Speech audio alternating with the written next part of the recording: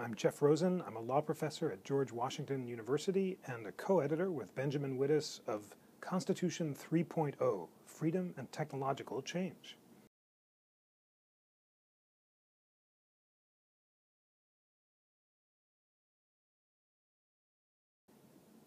We asked in the book a group of thought leaders to imagine what the world would look like in the year 2035 and how it might be changed by technology and how law might evolve to preserve the same values that the framers of the Constitution took for granted.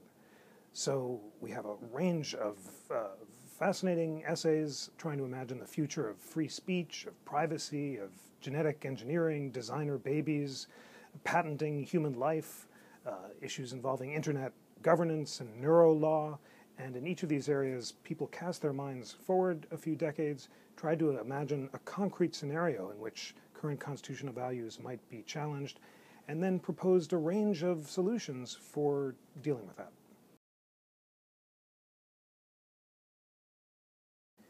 To some degree, the subjects were determined by the interests of the participants, but we had a broad sense as we invited people about what some of the areas we wanted to explore were. Privacy was a natural one. I've been thinking about it for a while, and there are so many challenges to privacy in the age of Google and Facebook. Neuro-law was another, the ability to look inside people's brains and ask them questions that lie detector tests in the past couldn't begin to fathom, and perhaps hold them accountable for their thoughts rather than their actions. The questions involving free speech in an age where Google now has more power over who can speak and who can be heard than any king or president or Supreme Court justice. Questions involving the future of criminal responsibility and so forth. So essentially Ben Wittes and I just sat down, tried to imagine between the two of us what some of the interesting challenges might be, and then chose people and invited them to let their imaginations run free.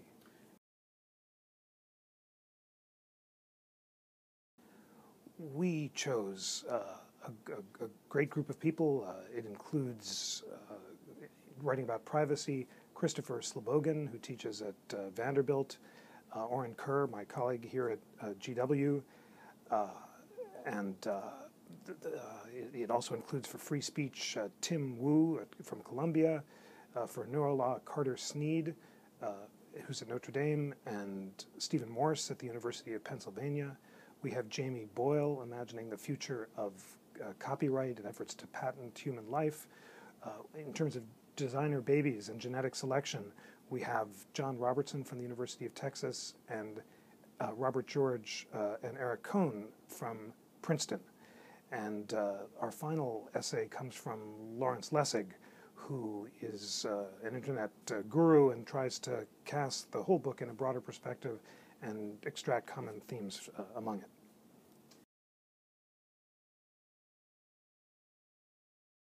We asked them to begin with a concrete scenario that the country might plausibly confront in the year 2035 and talk about how that scenario challenged current constitutional values or doctrine, and then try to imagine a solution to the challenge.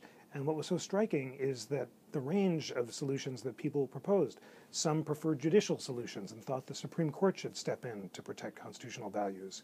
Others preferred legislative or administrative solutions. Still others emphasized the importance of political activism and the need for citizens to defend their own rights. So it was an ideologically diverse group. There was no consensus about the right way to go, and it was just striking how complex the solutions were and how many moving parts, how much interaction among various policymakers were often required to produce a good result.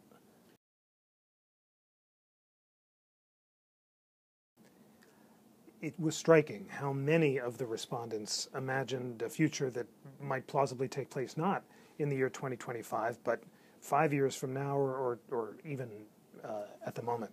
So my scenario is an illustration of this.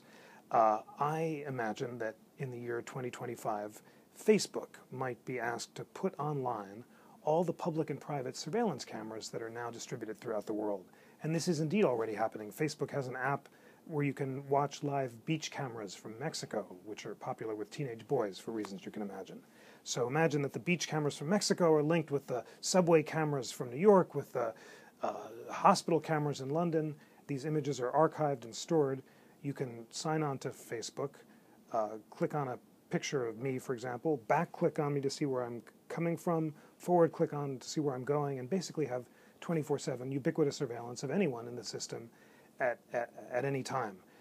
The reason this isn't science fiction is because I was at a conference at Google in 2007, and the head of public policy at Google, who was then Andrew McLaughlin, said he imagined within 5 years Google would be asked to do precisely this. So that brings us to 2012. Presumably there are already requests from the private and public sector to link and store cameras online. And it really is just a matter of time before this scenario, which I called open planet, will actually confront us. That is the question. What is the problem, and is there a problem? Remarkably, this is the very problem or question that the Supreme Court confronted recently in the Jones case, US v. Jones, involving GPS tracking. And that was a case involving a police officer who put a global positioning system device on the bottom of a suspect's car without a valid warrant and tracked his movements 24/7 for a month. And he then sued and said because there hadn't been a valid warrant, the search was unconstitutional and the evidence should be excluded. Several lower courts and the Obama administration took the position that we have no expectation of privacy in public.